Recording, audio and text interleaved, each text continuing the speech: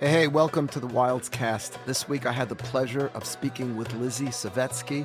Lizzy uses her influence with 200,000 of her Instagram followers to highlight causes that are close to her heart, that she's passionate about, like Israel advocacy, matchmaking, destigmatizing pregnancy loss, and sobriety. We cover all of this and more in really what I thought was an amazing conversation you do not want to miss. Let's get to it. Okay, we are live. Welcome to the Wilds Cast. I am so excited about my guest this afternoon, Lizzy Savetsky. Did I pronounce your name right, Lizzy Lizzy? Savetsky. There are some Savetskys, but we're Savetsky. Savetsky, yes. You're a Yes. Savetsky. Okay, great.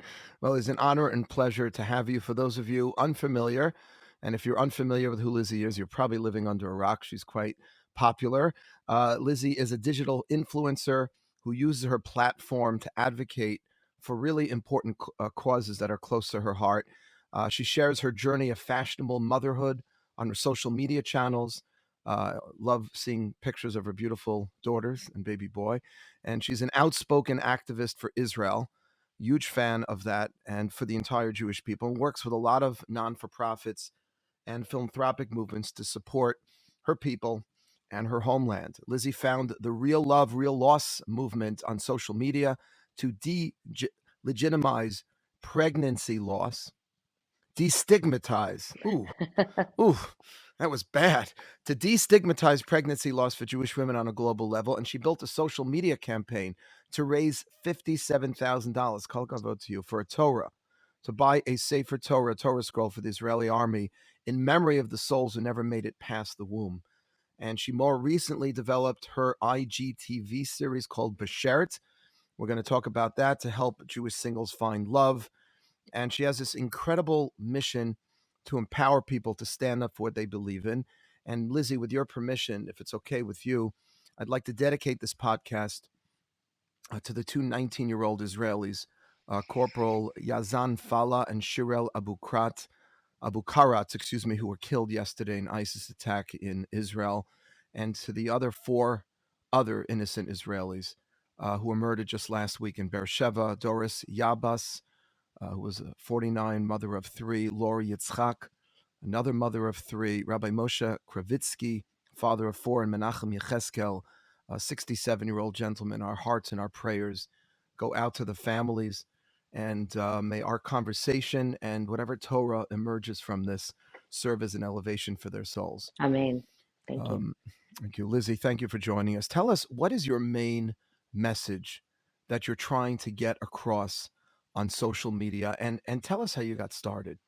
So I got started purely out of passion as a creative outlet. I founded an accessories blog back in 2013. I was working in the fashion PR world and I was writing freelance for some different publications as well. And I just thought, why not start my own blog? I never thought that this would turn into a career that I could make money or that I would be able to have a real impact beyond the world of fashion. And so everything really happened organically for me. Mhm. I've always lived out loud and loved sharing my life and loved sharing whatever inspiration I find, not letting it, just live within me, but sharing it out with the world. And so that's really what this journey has been about for me and Mhm. up until today. And it's just evolved very naturally, as I've gotten less fulfilled by posting outfit photos. I've found more fulfillment by um, standing up for Israel and using my platform to really inspire others to stand up for what they believe in as well. This all happened sort of accidentally for me, and just realizing, I think in the world that we're in, there's a lot of negative connotations around social media, and for good reason.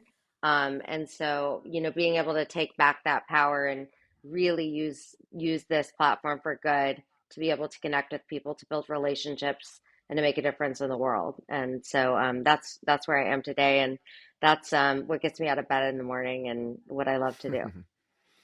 That's awesome. I mean, listen, that's a great one of the primary values of Judaism, is to take whatever we can in the world and use it for something good. Anything could be, corrupted, and anything could be used for something wonderful. So, uh, Yishakach to you, big rabbinic pat on the back. Thank you. How do you balance though? I'm really curious when I see a lot of your posts, and I do a fair amount of posting myself. But how do you balance being a wife and a mother with a social influencer? Like, how does it not get into your personal life? Like, how can is it hard to kind of make that distinction? Like when you're out with your family and you're having a great time, there's this like, I don't know, it could be a little intimate with the family, the kids, but then it's like a great picture. It could be a great post. Like, how do you deal with that?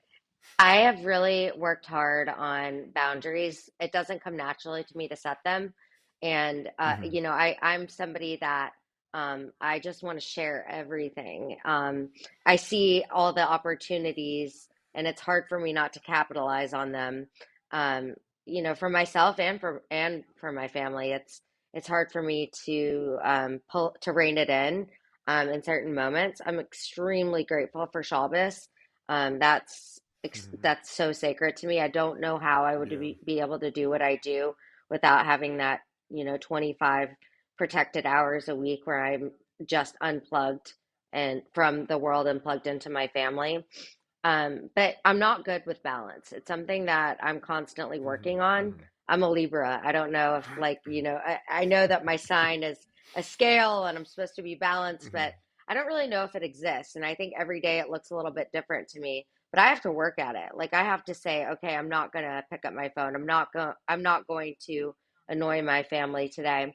But on the flip side of that, it's great that I'm able to really involve my kids and my husband in my work, and they're a Hmm. part of it, and they see what I'm trying to do, and that it's not just me trying to get attention or show the world all of these beautiful possessions that people send us, but it's about trying to send a deeper message, even if we're doing it in a very well dressed manner. And so they're a big part of my content, and they're pretty into it. It's funny, both of my girls like want Instagram accounts and want to be a part of it. And one of the things that Robertson Young Rice is a big hero of mine, and I've read pretty much everything she's written or everything about her. And one of the biggest take homes that I love from her is that whenever she would travel for work, she would take one of her children with her. She wanted them to know the work she was Sure. doing and to see, when Right. mommy goes away, this is what's going on. And so I definitely have a non-traditional career because it does involve me documenting so much of my personal life. Um, and so, but I think that there's a lot of blessings in that, and it's just a constant struggle for me to figure out where the line is. Yeah. I mean, I appreciate the honesty. It's honestly, I asked that question because it's a little autobiographical. Sure. I'm also a little more love to share. My wife is a little more private, and she can definitely get annoyed if capturing some moment and she knows it's getting posted. On the other hand, I feel like, if you can inspire people and you can, you're in a certain place with a certain group of people and you could really help others on their journey, whether it's meeting somebody new, whether it's growing in their Judaism, then how can we not? At the same time, you need boundaries, as you said. So it's finding that balance. I love what you said about Shabbos, man, because without Shabbos, forget it. We're done.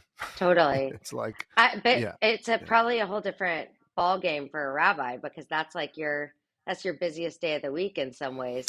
It's it's the busiest day, so my dad always jokes like I raised you to not work on Shabbos kind of thing. But we protected our Shabbat experience by having one meal always alone with our family. So we have one So meal for the smart. community. We have 15, 20 people, and then we have one meal alone.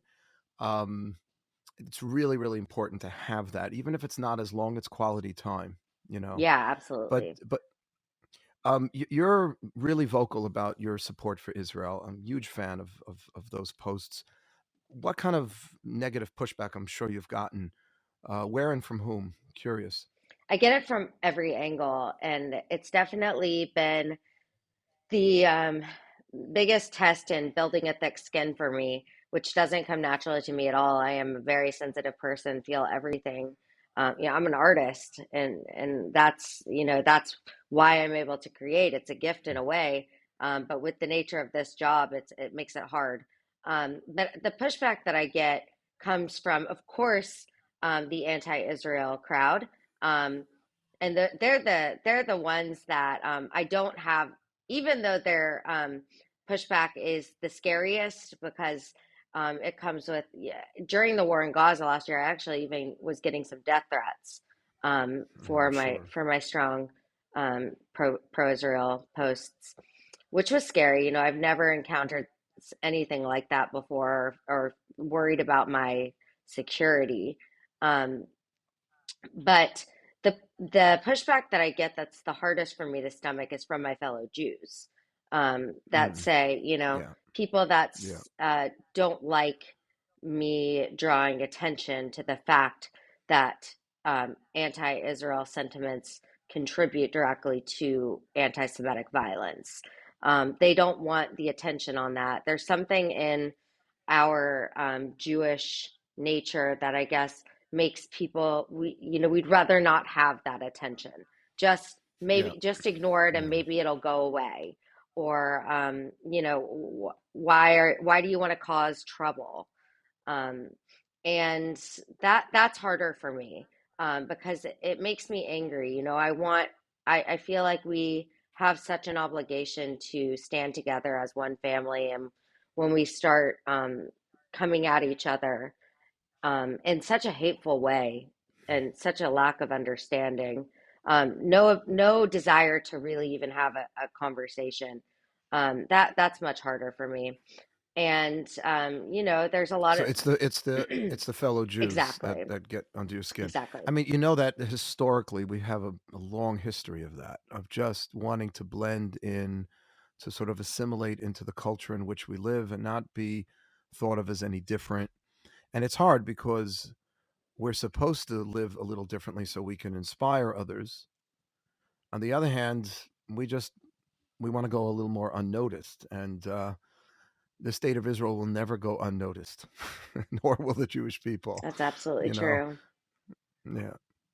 But do you get drawn into like these little, I don't know, back and forths on Instagram, or you just what's your approach when somebody makes a nasty comment? Do you feel like you need to respond? If I don't respond, it looks like I don't have an answer. But if I do respond, it's just going to go back and forth, just adding fuel to the fire. I usually let other people have the fights on my posts, Hmm. and stay out of it myself. I've Hmm. learned that engaging in it just takes too much out of me, and it gets in my way of being able to create the next thing. And there are plenty of people out there that feel the way I feel, that will go to battle on behalf, taking the stand that I would. And so I usually try to just let the other people have the fight. And and in a way, when I see the negativity come my way, I feel like I'm having a real impact, because if I was only preaching to people who see things my way, what am I really changing in the world? Right. And Right. so Right. I really do try to keep that perspective, even though the gut reaction when you see the negativity is, ooh, what did I just put out there that's causing all this chaos? Right. Right. I mean, that's a good point. Like, if you just get pats on the back and you just get nods and likes, it's good to be machazik, to strengthen people's beliefs. But what we don't have enough of are people with opposing views having conversations. I mean, is that one of the goals? I mean, to be able to actually, because with your fashion and with your interests, your artistic interests, you could really engage a very different type of audience, not an audience that is really loving Israel or the Jewish people so much. I would say that that's 100% why I've been successful with this evolution, because I think people come to me with their guard down. They don't expect to get this controversy and this conflict. They're seeing pictures of my family and my fashion, and so they're in a different mindset. And I think that that's where I have the real ability to create change, is in those moments of vulnerability where people aren't coming to me. I'm not, I'm not CNN, I'm not Fox. I'm just a fashion blogger essentially. And so that's really where there's a chance for open conversation. Yeah, I think that's great. Tell us a little about the matchmaking. We're really big on that. Not that to tout our horn, but we're up to 377 now, It's met and married. amazing, unbelievable. Yeah, now it's 23 years, 23 years, lots of events every year. COVID definitely put a little, It's you know, incredible. yeah, in that, but thank God we're back. You do some really great online matchmaking. First of all, tell me where the passion comes from and what's unique about your approach. So I got married very young by my standards. I got married at 23. I didn't grow up religious. Hmm. Never thought that I would get married so young. And I sort of feel like I had this like FOMO, like missing out on like that dating life that I saw all my friends get to do. And so it sort of started as just like a way to live vicariously through my friends that I wanted to set up. Like I wanted to hear about their love lives. Like I felt like I was getting to sort of date through them. And I had an act for it. I had some success in just setting people up, and I just thought it was fun. I Hmm. love set up Jews, non-Jews, and Hmm. but then when I decided to, basically, it was just an idea that my assistant and I had on my couch one day a few months ago, not thinking it would turn into anything or that people would really care. And we just thought we'd interview singles live on Instagram, and if anyone thought that they would be a good match, then they could reach out to them directly. So just using my platform as a way to give these single people more exposure. Then we decided that it would be a lot more entertaining if we had these singles actually date in front of us. Hmm. And so the format is there's one main bachelor or bachelorette, and they go on speed dates for 5 to 10 minutes with four people. And everyone watches. And people love it because it's um it's relatable. We all know the feeling of those like awkward first few minutes of a date where you're getting to know someone. And I was hopeful that we would be able to actually set people up in these virtual dates, but my Hmm. goal was really beyond that. My goal was really to just give these people exposure in a fun, lighthearted way. And so much of what I do is so heavy, standing up for Israel, standing up against anti-Semitism, and I love being a Jewish person. I have so much Jewish pride. And I thought by doing this, it would be a way to kind of put some lighthearted happiness and joy back into the content that I'm putting out there. And people just love it. It's been amazing. We have four couples that have met through our virtual show. Hmm. A lot of people just reach out because they see people on it. Oh, you'd be great for my Yeah. cousin, or oh, it's and so it's incredible. And I also like it's it was a movement for me away from the apps because I just don't think that the apps are the answer. And Hmm. a lot of times you can see someone's photo and be attracted, but if you heard them talk for 5 minutes, you would know immediately that they're not the one for you. And so why waste a whole night of your life on a date with them? Right, right. It's funny what you say. First of all, congratulations on the four. I think that's incredible. Thank you. Um, it's we just had two MGE weddings this past Sunday, It's and we incredible. had to. Mazel tov. I thank you. I officiated one. I couldn't. You can't dance at two weddings. You can dance at two weddings, by the way. Just can't officiate at the same time at both. So I did one. One of the other MGE rabbis did the other, and it was amazing. We had them both over together. They both met through um, dating apps, which was interesting. They didn't, they were like a little embarrassed to talk about it. Like they did something. I was like, dude, there's nothing wrong. It's just a means to an end. But the more portals we can open for people to meet, like that was very hard during COVID for us because everyone who was met through MG has met, you know, In person. in person at an event, and then you can socialize and hang out. And by the way, if you ever want to do anything, we do these retreats.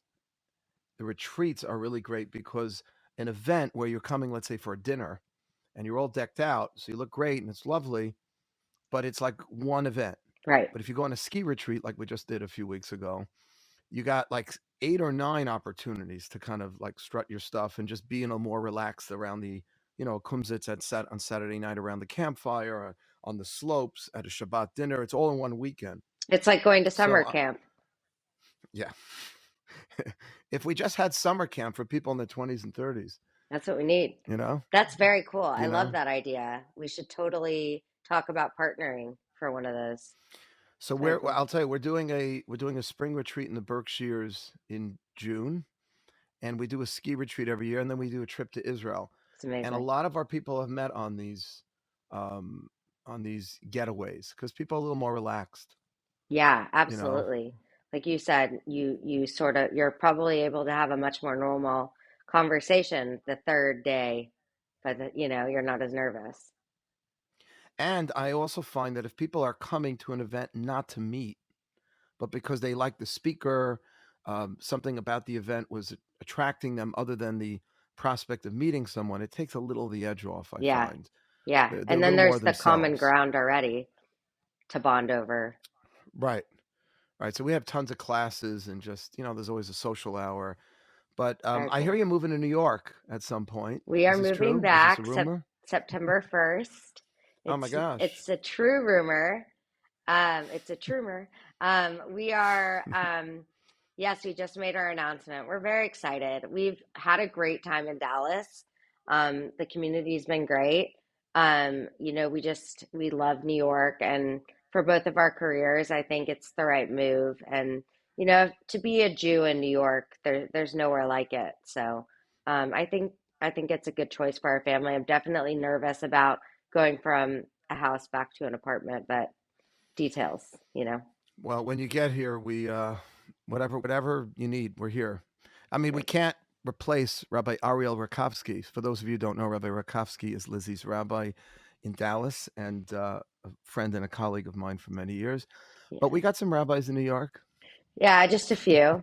Yeah, and Rabbi Rakovsky's been amazing. I had a girlfriend who is not religious, and she reached out to me. She wanted to do some weekly learning, and so I asked Rabbi Rakovsky if he would come over every week, and so we started this weekly thing, and then we decided to make it virtual, and so now every week we bring 5 to 10 minutes of Torah to my followers with him, and it's been Oh, that's great. People awesome. love it, yeah, and it's something I wanted to do for myself, and I thought why not bring my followers along, and it's been good for Rabbi Rakovsky's social media presence for sure. Yeah, So you should just know, and he's listening. He'll be listening to this.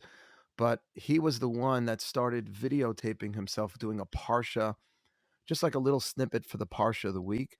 I saw that. This is many years ago. This could be close to 10 years ago, maybe 8, 9 years ago. I don't remember exactly. And I was like, oh, that's such a good idea. Rabbis like to steal from each other. It's a form of flattery, imitation, right? He was doing this back when. So, and he's got he, great he's ahead of his substance. time. He's also I love it. he's awesome. Let me ask you this. Sometimes it's kind of going back to something we started speaking about before. Your image on social media often looks like perfect, attractive, beautiful family, upscale clothing. You're traveling to Paris. You're at these beautiful places. It looks like you're living the dream. And I've had this conversation with a lot of my students for whom Facebook, Instagram, social media becomes a difficult thing because they're seeing other people looking great, sounding great. Nobody posts their failures. Right. I failed the bar. My girlfriend dumped me. I just got fired from my. Nobody posts those things. I'd love like a social media platform where people just posted failures and when they They're look bad terrible. days. Yeah, it's just like, what would you say to people who are seeing a consistent. And I like your positive message. It's not about the message. This is more about like the look and the feel. It's always so Right. great. Right. It's interesting that you would ask me. The initial motivation for me to shift my platform from fashion into a deeper message was when I was struggling with my pregnancy losses. I was going through an ectopic pregnancy, and I was recovering and I was like, wow, I feel so isolated. I feel so just emotionally floored. And like my followers, I was like, uh, my followers think my life is perfect. And also, like, if I'm going through this, how many other people are going through something that they feel alone in? And so I decided to just impulsively share about this. And this was in 2018. And I Mhm. just vulnerably got on Instagram, crying, no makeup, just started talking about it. And my inbox was just flooded. Um, and I realized I was like, wow, people are so thirsty for authenticity. And there's a lot of people out there that are going through something and feeling some sort of pain. And, you know, it helped me because it made me feel less alone to open the door for this community. And you know, I've shared about I have almost 8 months of sobriety, which I've been public about Wow. substance abuse and talking about that. And I think it's so important to show it all, to show the full picture. And I know that not everyone is comfortable doing that, but I just feel an obligation, if as somebody who's so public, who is showing so much of the good, to really show that there's another side to life too, and that we all go through things. And you know, that's not to say that I'll share it always in the moment. Sometimes it's after the fact Right. when I feel Mhm. like, you know, with especially like with my sobriety, I wanted to make sure that I was very protective of it, and I wanted to make sure that I felt like spiritually fit enough to open up about that, to be able to really to help others. Um, but yeah, it's I think it's important to be as real as possible or as you're able to be. Well, I first of all, I wish you, I give you a color kavod again, just a huge pat on the back for sharing because it does make a difference. I talk to people. I have a lot of students. We have a big following here at MGE in Manhattan. And when someone like yourself who's living the life shares real life struggles, when someone else goes through that struggle, whether it's a pregnancy struggle or it's a sobriety struggle, it really, it almost validates it on some level for people because and makes them feel, makes us, beyond, we all have our stuff. It makes us feel like, okay, she's dealing with this. Look how beautiful she is. Look how smart she is. Look how great she has this beautiful family. But that makes it real, first of all, and it also enables people to grow and learn from your posts.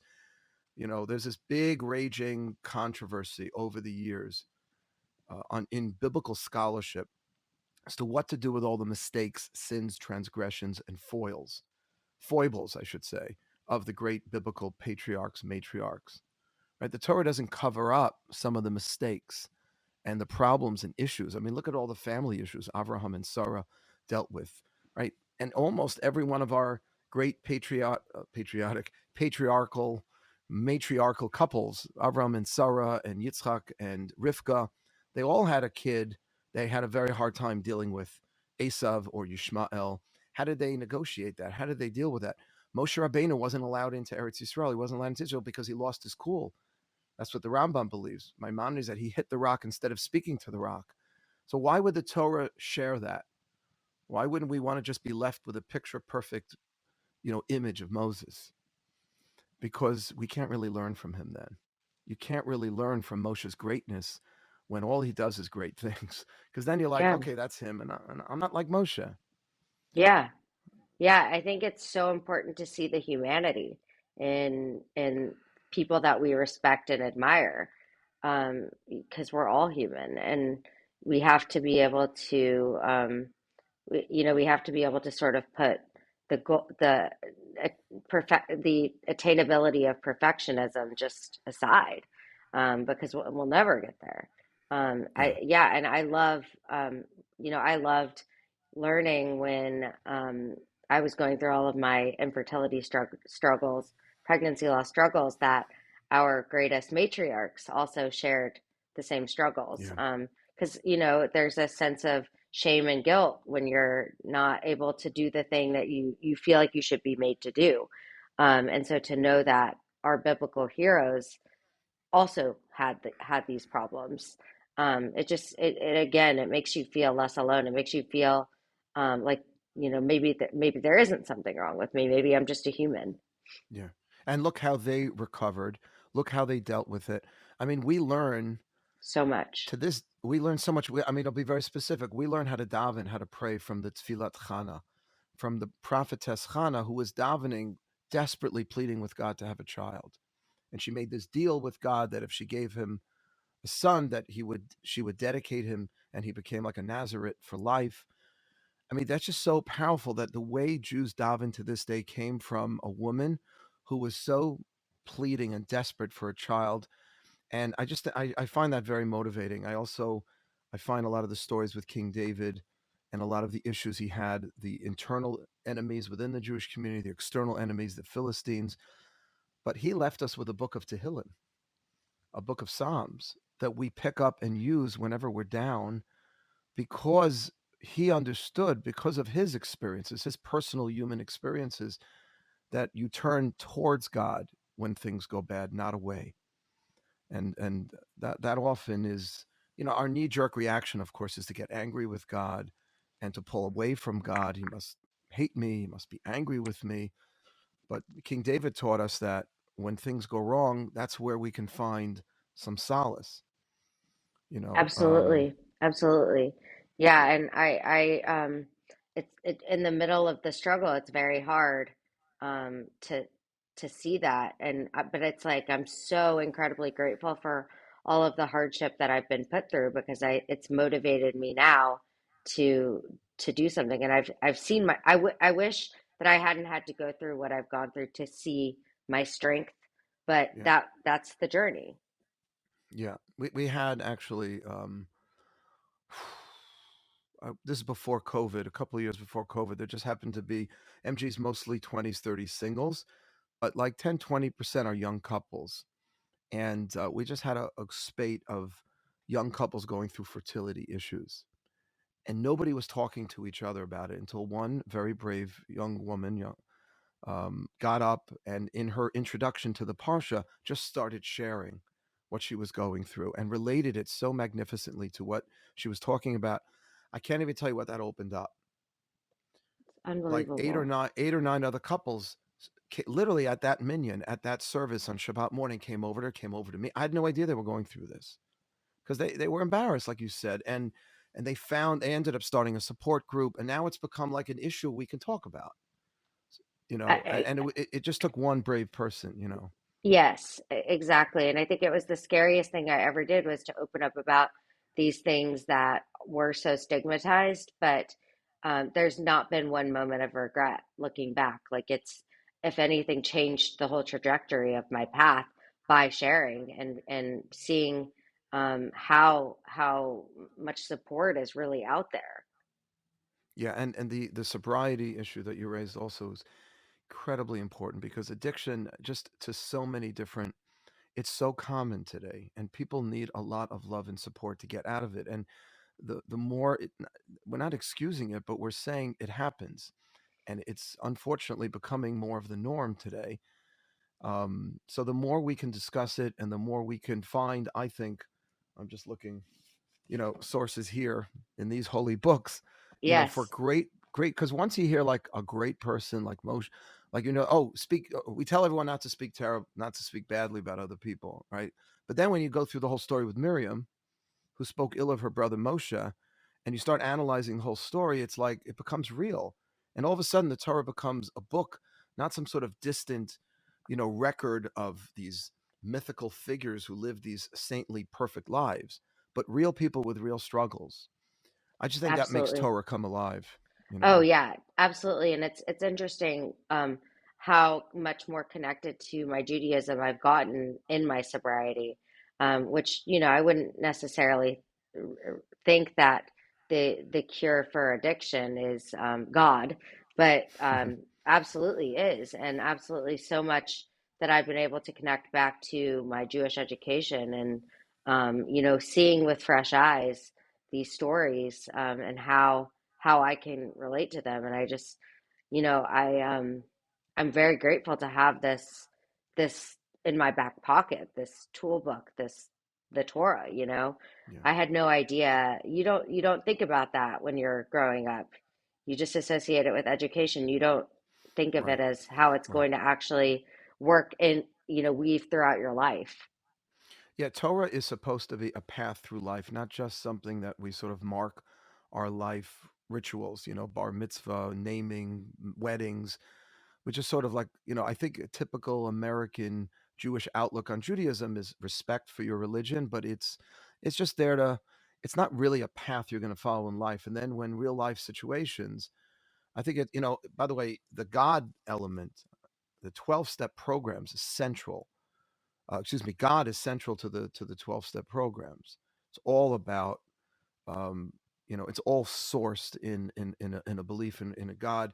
And I'll tell you one other thing I always found. I have a very a dear friend and student of mine who became sober through a 12-step program, and he said to me that the best thing about the program, he said, is that they always assign you to someone who's a little worse off. You have to help somebody else Yeah. who is who is also going through whatever addiction, Hmm. and that's a very Torah principle. Oh, That totally. It's a chavruta moment. yeah, I Yeah, mean, it is. just when you thought you couldn't get any worse, there's somebody else who needs you more. It's true. Yeah. And there's nothing like helping somebody else to help you get through your struggle. And that's a question that I get all the time from my followers, whether they're struggling with pregnancy loss or addiction or whatever it may be. What did you do? What helped you the most? And for me, number one is helping somebody else. Yeah. Taking the spotlight off myself. Inviting God in, and then helping somebody else who's facing a similar struggle. There's so much power in that. There's a lot of power, and I'll bleed that without taking a vow. I'll send you a copy. The first chapter in my first book that I wrote is on happiness. I have a lot of studies in there about the positive correlation of getting, like the way you just said it, about getting yourself out of yourself. That the more you're able to do that and focus on someone else's issue, it doesn't sound it sounds a little counterintuitive, because it's like if you have a problem, you want to focus on your own problem. You want to get all the medication, all the therapy for you. But part of the therapy, according to these studies, is starting to focus on the other. Um, Yes, definitely. And it's just there's nothing more fulfilling than purpose. And just knowing that you're going to be able to be the person that helps somebody else, that makes a difference. And that really is um, my message that I want to drive home with my followers is that anyone in the world can make a difference. Um, it's not about having a huge following or having this massive sphere of influence, but it's person to person. yeah, well, you've definitely demonstrated that through your posts. Let me ask you one last. I was going to ask you how your Judaism has been relevant through to your success, but you've literally answered that in almost every question, which I love. Um, do you think that the Jewish community could stand some more female leaders? And how would you go about, I guess, encouraging that more? I mean, one of the things at MG, we always try to have more women that are teachers. We don't have women that are rabbis, but we have women who are real educators and scholars that we promote that a lot at MGE. Do you think the Jewish community is doing a good enough job with this, or what do you think? Because you are I think you know, I definitely think we could do a better job. I feel like I have a lot of female Jewish heroes. I have a massive painting of Golda Meir on my wall. And as I mentioned before, I love Rebbe and Young Rice. oh yeah, But I look at our current generation, and I would like to see more empowered women taking the stand um, to really make change. And I think that we could do a better job of empowering people, making them feel like their message is worthy and worth it. And it's great with social media has been an amazing way to reach people. And so encouraging people who have a message to use this tool to get their voice out there. And another thing that I love to I love to shed light on is the fact that the Jewish people in Israel, we really don't have the best PR, and I think that there's an opportunity to use glitz and glamour and beauty as a way to reach people and have a deeper impact in the world. That's something that I'm trying to do, and I would really like to see more of that. I think about how we need, I use the metaphor of a crown, how if you have this sparkling crown, then people will listen to you and people will pay attention.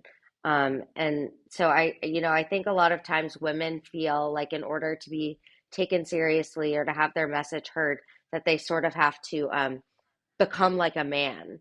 And I would encourage them to do the opposite and to just really step into their femininity, and be as glamorous as they want to be, if that's who they are, because I think that that has a huge power to make a difference in the world.